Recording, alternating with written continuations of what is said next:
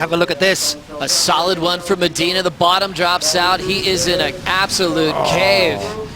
He gets blown out, and that felt amazing for the former world champ.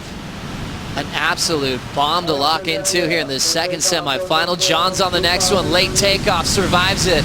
This one's wide open. These guys are feeling the moment. He puts both hands straight up, and we've got a battle for the final pots. All right, both waves incredible.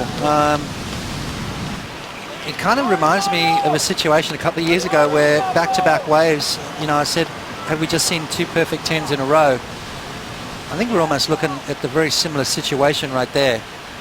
Gabriel Medina for sure. John, his wave maybe not quite as perfect. Let's have a look. Medina falls out of the sky, driving through the section right here, comes out. That wave regurgitates as Medina gets spat out. Good, solid wave. Probably one of the biggest waves we've seen today. Gabriel Medina standing tall as he comes out of that one.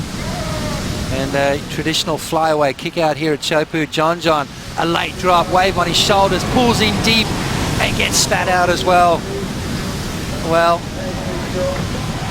I'd give them both 10s, but that's me.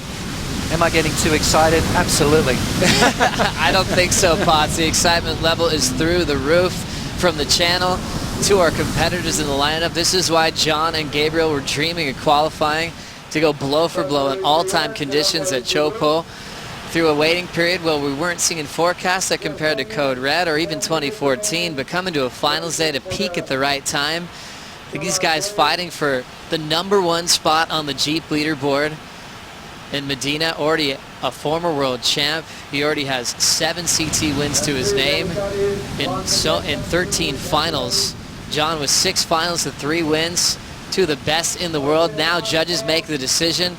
John Florence, a 9.93, and Gabriel Medina, a perfect 10.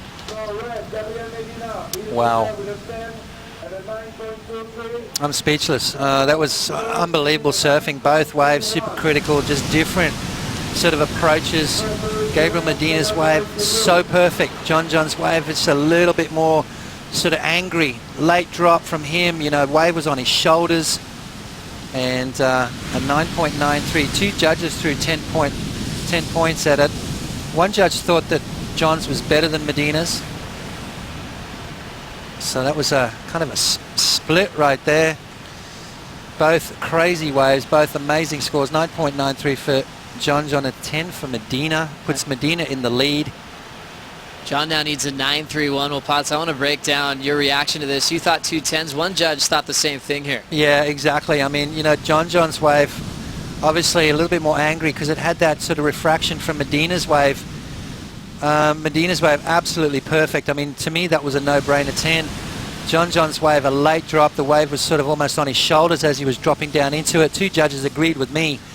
They were both perfect 10s. Medina uses priority for another effort. Nice and deep. This one's going to let him out after the spits. Now these guys are starting to have some fun. Medina just got a 10. Now looking to improve on a 9.23 to put John Florence under pressure. The last 2 seasons, John's lost in some dramatic ways to Medina in round 3 in a superheat, 18-plus points. 19-7-7 tiebreak the year before when it didn't go his way. Will it happen again? Well, let's have a look at this. Beautiful conditions. I mean, how buttery are the conditions? Absolutely just light offshore winds. Medina comes flying out of that one. He's trying to better a 9.23, driving through this tube right here. It unloads and Medina comes out after, so there's no way he could have been any deeper on that. Surfed that wave as good as he possibly could.